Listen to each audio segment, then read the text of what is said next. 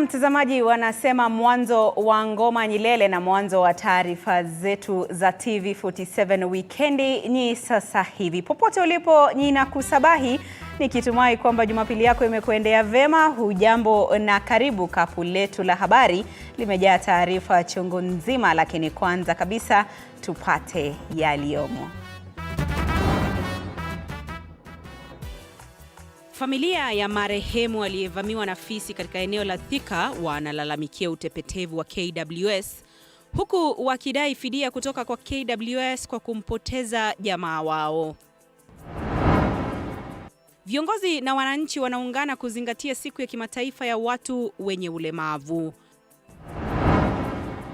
Na naibu wa rais Rigathi Gachagua aapa kuwa serikali itanyamazisha milio ya bunduki katika eneo la Bonde la Ufa, huku akiwataka machifu na viongozi wa serikali kukaza kamba katika juhudi za kunyakua silaha zilizo mikononi mwa raia. Karibu kwenye taarifa kamili mtazamaji. Shukran sana kwa kutuchagua, lakini kubwa zaidi kwa kututeua kama kitovu cha habari za kweli na za kuaminika. Mie ni mwanahabari wako Andrin Kilemi, mwenzangu kwenye lugha ya ishara Nyiroda Nyamai. Karibu. Serikali ya Kenya kwanza imeafikiana na kampuni serikali ya Kenya kunradhi imeafikiana na kampuni za kimataifa kuwekeza jumla ya shilingi bilioni 4.48 kwenye uzinduzi wa miradi inayozuia athari za mabadiliko ya tabia nchi. Kufikia sasa, kampuni 7 za kimataifa zimeafikiana na serikali ya Kenya kwenye kongamano la COP28 linaloendelea huko Dubai. Baadhi ya miradi hiyo inayotarajiwa kuzinduliwa mwaka 2025 ni kama kampuni ya Fortescue Future Industries na itawekeza shilingi bilioni 1.5 kwenye kiwanda cha mbolea. KenGen kwa ushirikiano na Konza na wawekezaji kutoka Marekani watawekeza bilioni 93.6 kwenye kiwanda cha data. Bilioni 156 zitawekezwa na serikali ya Indonesia kwa ushirikiano na serikali ya Kenya kwenye kiwanda cha umeme inaozalisha na mvuke cha Suswa. Rais Ruto vilevile amekutana na marais wa mataifa mbalimbali kwenye kongamano hilo la COP28 linalotarajiwa kuendelea kwa majuma mawili. Hayo yakiafikiwa, taifa la Kenya na Umoja wa Falme za Kiarabu zimejitolea kufanya kazi kwa karibu ili kuongeza dhamani yao ya biashara. We have come here to profile our assets, whether it is in the Sahel region, where my brother, the president of Mauritania, comes from. The renewable assets of solar in that part of the world are immense, and we want to use those resources for the growth of our continent. Whether it is renewable assets in other parts of our country, whether it is renewable hydro energy in Zambia, in Zimbabwe, these are assets that are available to us. Whether it is the huge Hinga Dam in DRC and Congo that we can use to generate renewable energy, or the geothermal resources, wind, solar in East Africa, in Kenya, in Burundi, in Rwanda, in Tanzania. These are assets that are available to us as a continent, and we want to bring these assets onto the table so that we can leverage on these assets for industrialization of our continent, to create jobs, to create opportunity, and to make sure that we even the scales on the development of our globe. Na viongozi wa kidini na kisiasa katika kaunti ya Bungoma wamepinga pendekezo la Rais William Ruto kubinafsisha taasisi za umma, wakisema hatua hiyo italeta matatizo nchini. Mbunge wa Bumula Jack Wamboka badala yake amemtaka Rais William Ruto kuangazia namna gharama ya maisha na kufuata viongozi waliomtangulia. Askofu wa kanisa la Anglikana katika kaunti ya Bungoma George Mechumo akiongoza baraza la NCCK tawi la Bungoma ametoa wito kwa Rais Ruto kurejelea uamuzi huo.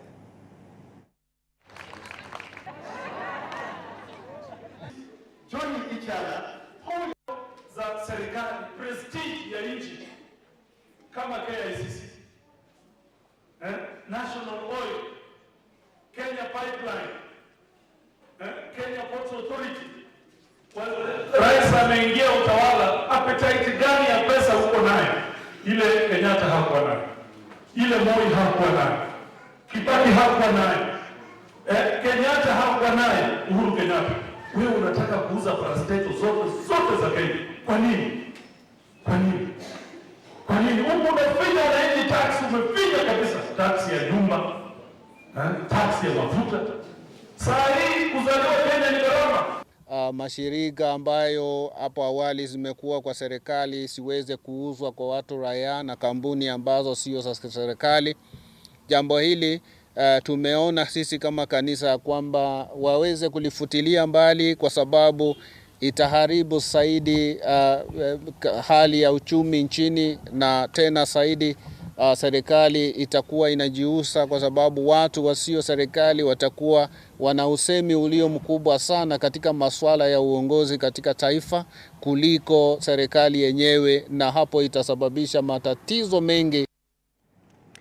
Mtazamaji, familia ya mama aliyeuawa na fisi hapo jana katika kijiji cha Nyakaba, eneo bunge la Juja, kaunti ya Kiambu, sasa inaomba kulipwa fidia na shirika la wanyamapori nchini KWS sawa na kusimamia shughuli za mazishi ya mpendwa wao. Zaidi ya visa 8 vya mauaji yaliyosababishwa na fisi vimeripotiwa hivi karibuni, huku wakazi wakitishia kuchukua hatua mikononi mwao iwapo KWS haitawajibika ifaavyo. Mike Kagwongo na maelezo zaidi. Njia hii inayotokea barabara kuu ya Thika inatufikisha katika boma la Joyce Wamboi, mama wa watoto watatu aliyevamiwa na kuuawa na fisi wala watu asubuhi ya jana akielekea kazini. Jamaa na marafiki wakijawa na majonzi kwa kumpoteza mama mzazi aliyekuwa mlezi na mwelekezi kwa namna zote. Naomba haki ya mamangu, ndiye babangu, ndiye mamangu. Mamangu ametutafutia kutoka tukiwa wadogo. Hapo nimefika ni mamangu. Niko na sister mdogo wako shule. Naomba dadangu wajue venye atasoma amalize shule. Jamaa hao wameghadhabishwa mno, huku wakidai kuwa licha ya visa kadhaa vya mashambulizi ya fisi yaliyoleta maafa kuripotiwa eneo hilo, hatua zilizochukuliwa na maafisa wa shirika la wanyamapori nchini KWS haziridhishi, huku wakazi hao wakitaka kulipwa fidia kwa kumpoteza mpendo wao. Nataka isaidie, ishike watoto wako shule, asaidio na wapeo pahali ya kukaa juana. Wajuesi ati wakulipa nyumba kila kama mama yake alikuwa anatafuta nyumba na ya kukula. Kama wanafanya lakini hatuoni kufanya, kwa wanakuja anasunguka huku kwa sababu ataua. Lakini tokana ndawa mzuri kufunika hiyo mashimo ndio ishi. Kama ni kuwa utaua 2. Lakini kama ni 100 huko kichaka utaosa kuwa wote. Si ni kuzilika ama wasike yote watoe. Watuondolee. Baada ya kisa cha jana kufanyika, wakazi wenye ghadhabu walifunga barabara kuu ya Thika wakilalamikia utepetevu wa maafisa wa KWS kwenye utendakazi wao. Fisi hawa wanasemekana kujificha kwenye mashimo ya timbo pamoja na vichaka vilivyopo eneo hili kabla ya kuwavamia wapita njia. Gavana wa kaunti ya Kiambu Kimani wa Matangi aliyeitembelea familia hii ametoa onyo kali kwa wachimbaji wa timbo hizo na kuziacha wazi bila kuzifunika. Wacha kutuambia kwamba ati kuna shida sijui fisi zinaenda wapi na wapi. Kwani walipewa kazi kama hawajui kazi ile wanafaa kufanya? Na kufuatia kuachwa upweke kwa ardhi hii katika eneo hili la Juja, sasa wakazi katika kijiji hichi wanaitaka KWS kuingilia kati na kuwalipa fidia zaidi ya familia za watu 8 wakiwemo watoto 2 ambao hadi kufikia sasa wameshambuliwa na fisi hawa wala watu. Mike Kagwongo, TV47 kutoka katika eneo la Juja, kaunti ya Kiambu.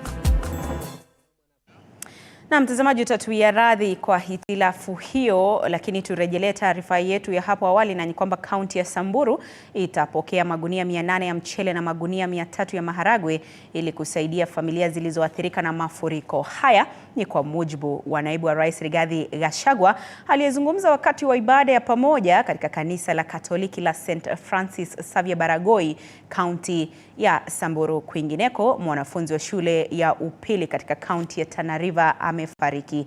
Wanji Sostin na mengi zaidi kuhusu mafuriko yanayoshuhudiwa katika sehemu nyingi humu nchini.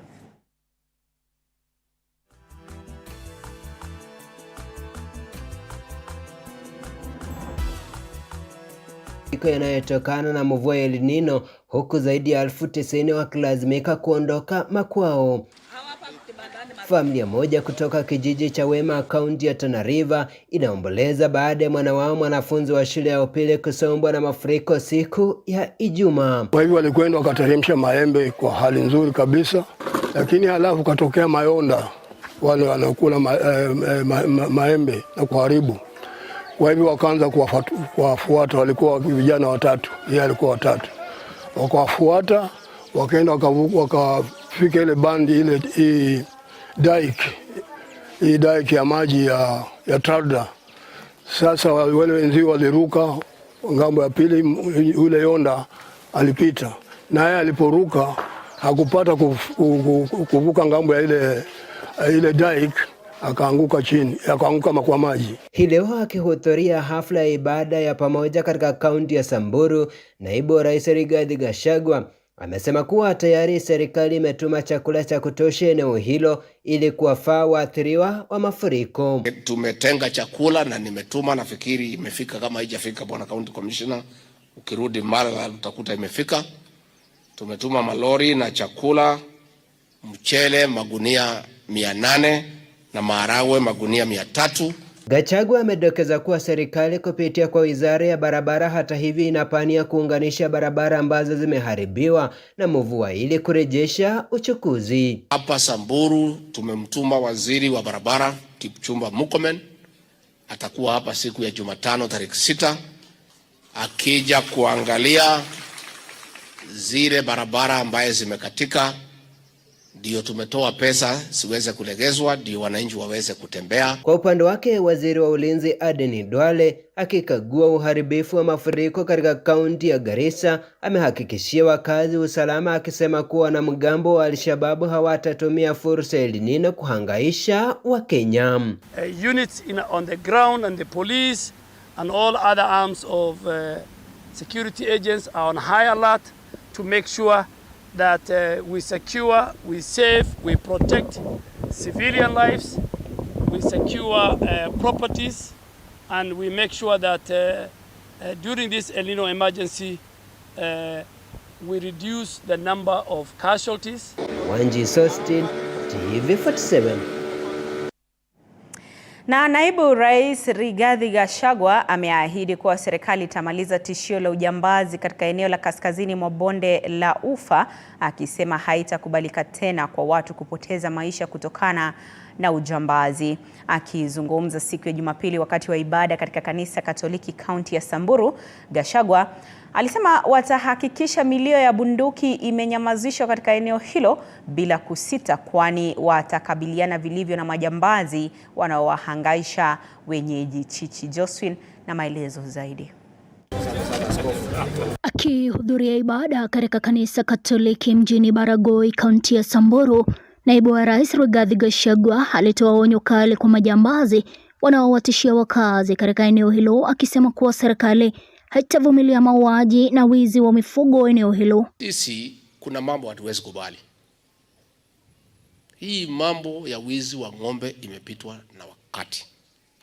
It is outdated cultural practice. Gachagua hasa amewataka machifu na manaibu wa maeneo hayo ya kaskazini kuhakikisha silaha zote haramu zinazopatikana na majambazi na watu wasio na leseni zimechukuliwa, la sivyo watakabiliwa kikamilifu. Wewe chief ama assistant chief, bunduki ziko kwako, wewe unajua muende musanye bunduki mrudishe. Na niseme nikitoka hapa leo tukisikia mlio ya risasi kwa sublocation yako, wewe chief utaenda nyumbani. Kama njia moja ya kukabiliana na ukosefu wa usalama katika eneo hilo, Gachagua alibainisha kuwa ukosefu wa umeme na mtandao unachangia ukosefu wa usalama katika eneo hilo na kuongeza kuwa serikali inajitahidi kuhakikisha upatikanaji huo wa umeme na mtandao unaafikiwa. Kwingineko katika kaunti ya Turkana, waziri wa uchukuzi Kipchumba Murkomen alipokuwa akihudhuria ibada katika kanisa la Holy Family mjini Lodwar aliwahakikishia wakazi kuwa serikali imejitolea kuboresha barabara katika kaunti za kaskazini mwa bonde la Ufa ili kushughulikia swala la ukosefu wa usalama katika bonde la Kerio. Kuna barabara moja kabisa, nimeongea na World Bank na African Development Bank. Nimeambia mkinisaidia barabara ya Chemalingot, ikuje Kapedo, ikuje Lokori, haki nitapambana na wakora kwa hii uvale, hii itakuwa imeisha. Kuna mabarabara ambayo ikifunguliwa yote Turkana haitakuwa sawa tena. Hata wakora wahalifu wale wanasumbua watu ni kwa sababu wanajua serikali haitafika huko. Kulingana naye, barabara kutoka Chemolengot kaunti ya Baringo hadi Lokore Turkana Mashariki zitafungua eneo hilo na kupunguza idadi ya mashambulizi na kuwezesha kufungua biashara kwa watu. Nishapatia Kenya orders, they are designing. I want Kerio Valley ifunguliwe mpaka mtu mwenye anabeba bunduki ajue apitie njia gani, because the place has been opened because of security roads. Chichi Josephine, TV47. Asante sana Chichi Josephine kwa taarifa hiyo. Na serikali imehimizwa kuzingatia kuacha mpango wake wa kupandisha ada ya ardhi ili kuwavutia wawekezaji wengi nchini na kuwawezesha Wakenya kumiliki ardhi ili kuimarisha ajenda yake ya nyumba nafuu. Frida Nyakio anatuarifu zaidi. Wakenya wa kipato cha chini wameikashifu serikali kwa kupanga kuongeza ada za huduma zinazotozwa kwenye ardhi, huku serikali ikipaniwa kuboresha uwezo wa kupata ushuru. Wakiongozwa na John Mungai, mwendeshaji wa bodaboda aliye na matarajio ya kumiliki ardhi, walisema kwamba wengi wao na haswa wale walio kwenye sekta ya jua kali watakosa uwezo wa kumiliki ardhi na nyumba ikiwa serikali itaendelea na mpango wake wa kupandisha ada ya ardhi. Ningeomba serikali kwa vile maisha imekuwa ngumu, waweze kuteremsha taxes kidogo, angalau mtu aweze kujipatia angalau hata kama ni plot moja. Serikali kupitia Wizara ya Ardhi inataka kupandisha ada mbalimbali za ardhi, ikiwemo ada ya usajili wa ardhi ambayo imepaniwa kupandishwa mara 100, gharama ya msako rasmi wa ardhi kwa shilingi 2,000, usajili wa hati za ardhi pamoja na matendo ya malipo, makubaliano, mkataba na matendo ya uaminifu itakayopandishwa hadi shilingi 50,000. Kwa ukweli, huwezi ukatuambia utatujengea nyumba na saa hiyo mahali tunaweza pata hizo mashamba na bei rahisi umetuongezea nini? Sasa ni kutuvuja moyo na mikono. Wawekezaji katika sekta ya mashamba na nyumba wanadai kuongezwa kwa ada ya ardhi kutowatishia wawekezaji ambao wanasaidia kuimarisha uchumi wa nchi. Pia walibainisha kwamba shirika la wawekezaji wa mashamba lilipeleka malalamishi yao kwa Wizara ya Ardhi inayoongozwa na Alice Wahome. Serikali imetoa kile wanataka kuchaji katika mashamba. Walituita kitu inaitangwa public participation, tulienda na sababu tulipata hiyo nafasi ya kuketi chini pamoja na serikali. Najua tutapata solution na solution itakuwa mzuri, tutaketi chini tujadiliane. Hata kama wanaongeza tutafika hapo katikati ili tusifinye serikali, sababu serikali inahitaji pesa na sisi tusifinyike sana. Serikali inapaniwa kukusanya mabilioni ya pesa kutokana na ada za huduma mbalimbali. Frida Nyakio, TV47. Na kuna haja ya dharura kwa washikadau na mashirika husika katika kaunti ya Murang'a kutumia hatua mbalimbali zinazolenga kupunguza visa vilivyoongezeka vya unyanyasaji wa kijinsia. Haya yanajiri baada ya utafiti wa idadi ya watu na afya wa mwaka 2022 uliotolewa na Ofisi ya Kitaifa ya Takwimu KNBS kuashiria asilimia 54 ya wanawake wenye umri wa miaka 15 hadi 49 huko Murang'a wamewahi kufanyiwa ukatili wa mwili. Asilimia hiyo ni kubwa mno ikilinganishwa na kiwango cha kitaifa cha asilimia 34. Afisa wa takwimu wa kaunti ya Murang'a Lilian Wanjiko akizungumza wakati wa usambazaji wa utafiti huo katika ngazi ya kaunti alibaini kuwa katika mwaka 2022 asilimia 22 ya wanawake wenye umri wa miaka 15 hadi 49 katika kaunti hiyo walikabiliwa na unyanyasaji.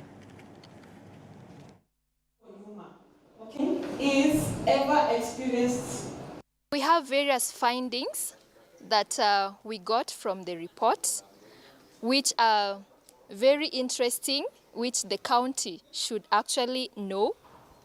One of it being the total fertility rate, you know, the number of children per woman, which has a percentage of 3.5% in the county. Also not forgetting the maternal and child health, you know, the birth delivered by a skilled provider. It has gone up, that is 96% in Murang'a County.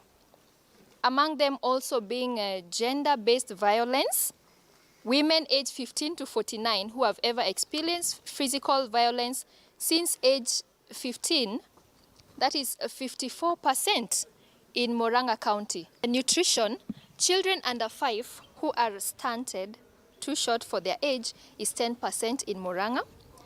This is an international campaign that organizes stakeholders and associations involved in the area of prevention of gender violence to organize and strategize on ways in which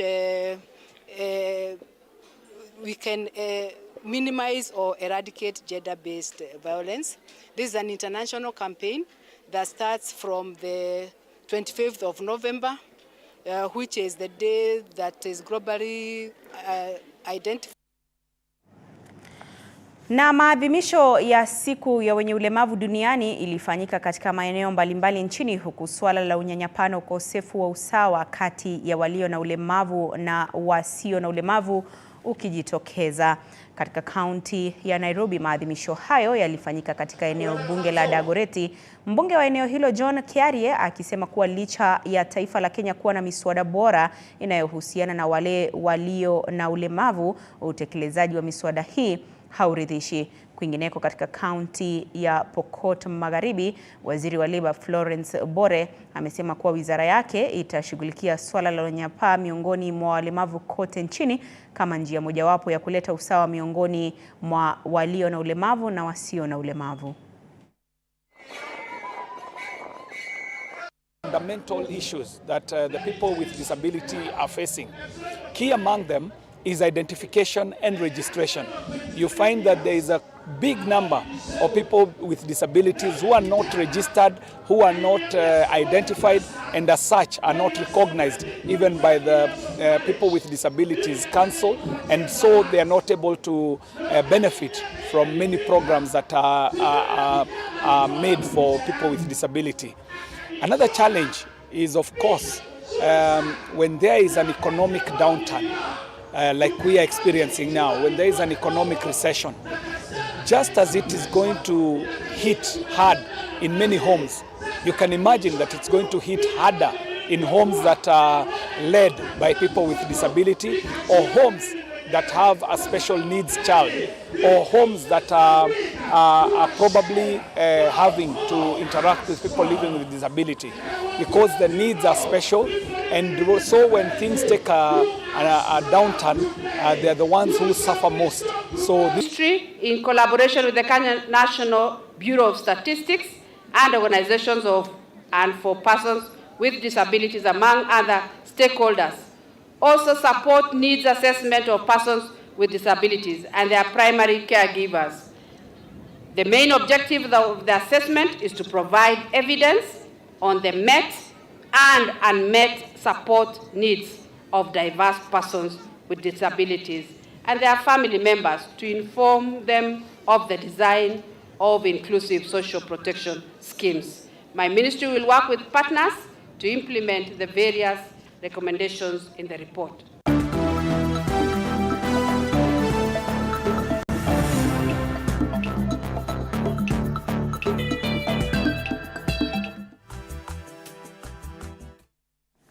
Sasa tudunde viwanjani. Timu ya Kenya Police inaendelea kuongoza kwenye ligi ya mchezo wa ndondi baada ya kukusanya alama 33 kwenye mchuano wa raundi ya 4. Kenya Police inaongoza ligi hiyo kwa alama 120 huku Kenya Defence Forces na Nairobi County wakifuatia katika nafasi ya pili na tatu kwa alama 98 na 30 mtawalia. Mshindi wa ligi hiyo atajulikana kwenye raundi ya 5 na ya mwisho na ambayo itafanyika kuanzia tarehe 14 hadi 16 mjini Kisumu. La kwanza nitamshukuru Mwenyezi Mungu kuweza kutulinda kuanzia mchezo ulivyoanza ligi ya 4 hapa taifa ya Kenya, na ameninda kunipa ushindi kuanzia game ya kwanza, quarter, semi hadi leo finali. Mchezo umekuwa migumu, kila mtu alikuwa amejiandaa vilivyo.